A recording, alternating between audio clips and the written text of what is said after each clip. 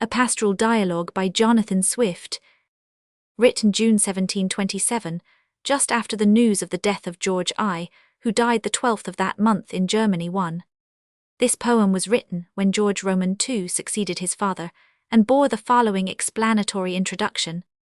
Richmond Lodge is a house with a small park belonging to the Crown. It was usually granted by the Crown for a lease of years. The Duke of Ormond was the last who had it after his exile. It was given to the Prince of Wales by the King. The Prince and Princess usually passed their summer there. It is within a mile of Richmond. Marble Hill is a house built by Mrs. Howard, then of the Bedchamber, now Countess of Suffolk and groom of the stole to the Queen. It is on the Middlesex side near Twickenham, where Pope lives, and about 2 miles from Richmond Lodge. Pope was the contriver of the gardens, Lord Herbert the architect, the Dean of St. Patrick's chief butler, and keeper of the ice house upon King George's death.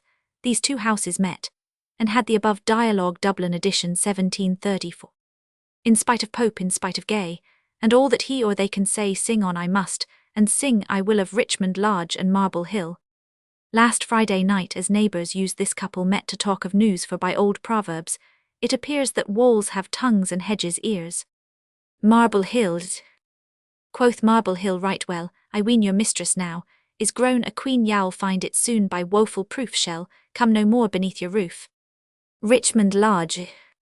The kingly prophet well evinces that we should put no trust in princes. My royal master promised me to raise me to a high degree, but now he's grown a king. God wot, I fear I shall be soon forgot.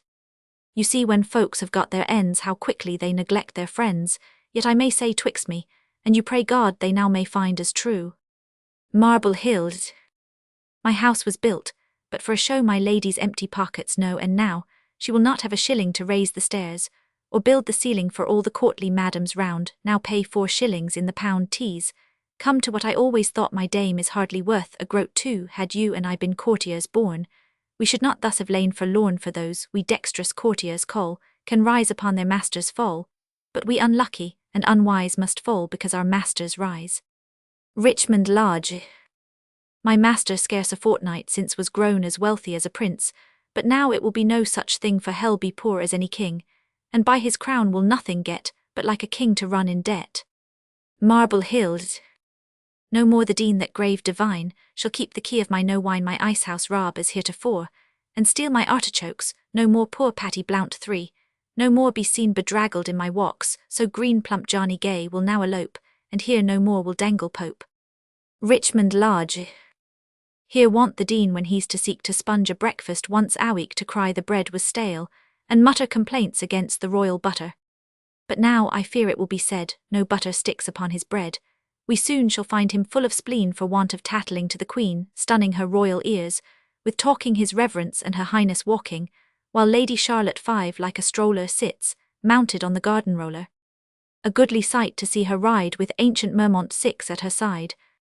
In velvet cap his head lies warm, his hat for show beneath his arm. Marble Hill.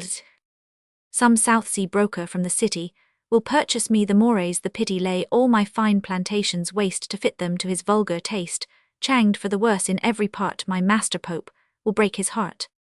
Richmond Lodge.